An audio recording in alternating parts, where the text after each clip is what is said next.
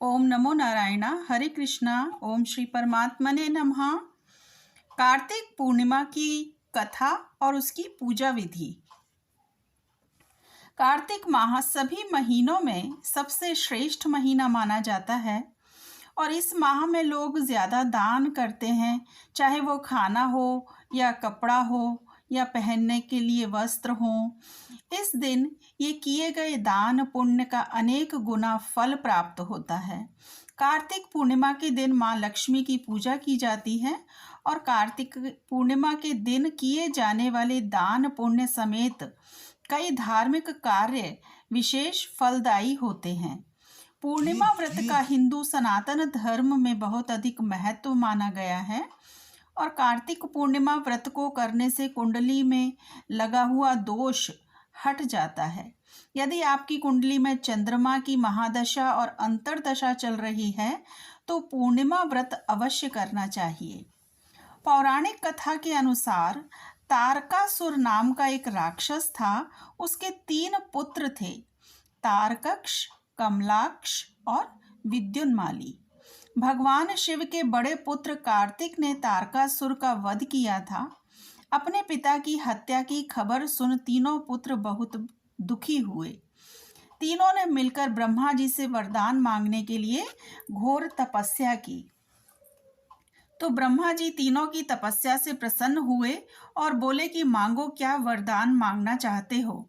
तो तीनों ने ब्रह्मा जी से अमर होने का वरदान मांग लिया, लेकिन ब्रह्मा जी उन्हें इसके अलावा कोई दूसरा वरदान मांगने को कहा।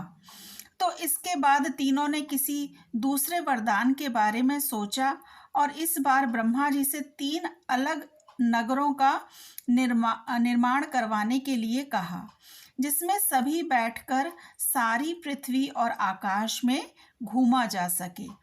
तो 1000 साल बाद जब हम मिलें और हम तीनों के नगर मिलकर एक हो जाएं और जो देवता तीनों नगरों को एक ही बाण से नष्ट करने की क्षमता रखता हो, वही हमारी मृत्यु का कारण हो, ऐसा उन लोगों ने ब्रह्मा जी से वरदान मांग लिया।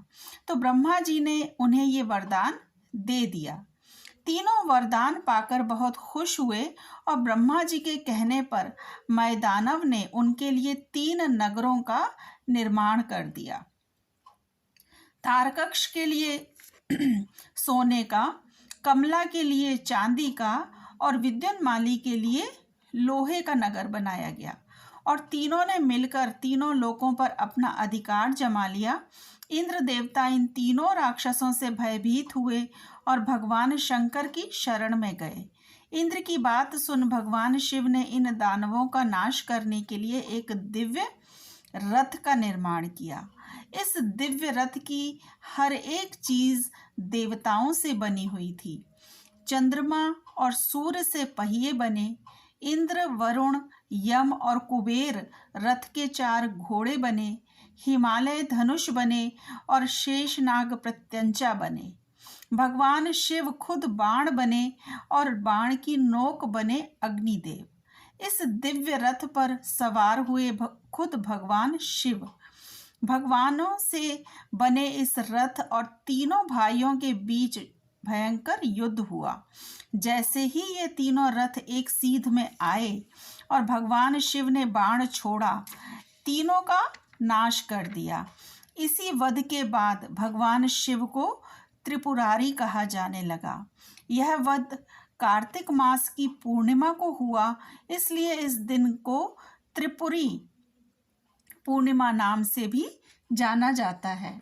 इस दिन महादेव ने त्रिपुरासुर नामक राक्षस का संहार किया था, इसलिए इसे त्रिपुरारी पूर्णिमा भी कहते हैं। इस तिथि को भगवान का मत्स्यावतार भी हुआ था। इस दिन गंगा स्नान, दीपदान आदि का विशेष महत्व है और इस दिन यदि कृतिका नक्षत्र हो तो महाकार्तिकी होती है। भरणी होने से विशेष फल देती है और रोहिणी होने पर इसका बहुत अधिक महत्व बढ़ जाता है। ब्रह्मा, विष्णु, महेश त्रिदेवों ने इसे महापुनीत पर्व कहा है। इस दिन अगर कृतिका नक्षत्र पर चंद्रमा हो और विशाखा नक्षत्र पर सूर्य हो तो पद्म योग होता है, जिसका बहुत बड़ा महत्व है। इस दिन चंद्रोदय पर शिवा, संभूति, संतति, प्रीति, अनसुईया और क्षमा कृतिकाओं का पूजन और वंदना करने से संभूत पुण्य फल मिलता है।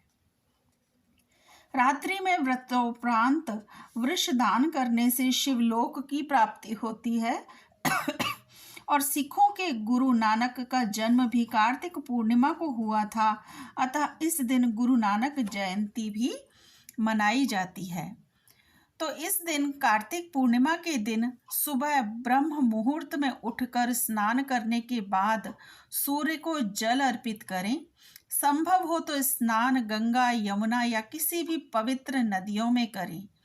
सूर्य को जल देने के लिए तांबे के लोटे में जल लेकर उसमें लाल फूल, गुड़ और चावल मिला लें। इस दिन घर के मुख्य द्वार को आम के पत्तों से सजाएं और शाम को सरसों का तेल, काले तिल और काले वस्त्र किसी गरीब या जरूरतमंद को अवश्य दान कर दें। इस दिन तुलसी पूजा और दीपक जलाकर तुलसी के स्तोत्र का पाठ करें और इसके बाद 1, 3, 5 या 7 या 11 बार परिक्रमा जरूर लगाएं। इसके बाद भगवान शिव के साथ ही भगवान विष्णु की पूजा करें और व्रत पालन कर रहे हों तो नमक का त्याग करें। कार्तिक पूर्णिमा के दिन पूजन होने के बाद अंत में चंद्रमा की 6 कृतिकाओं का पूजन करना भी लाभदायी होता है। ओम नमो नारायण। हरे कृष्णा।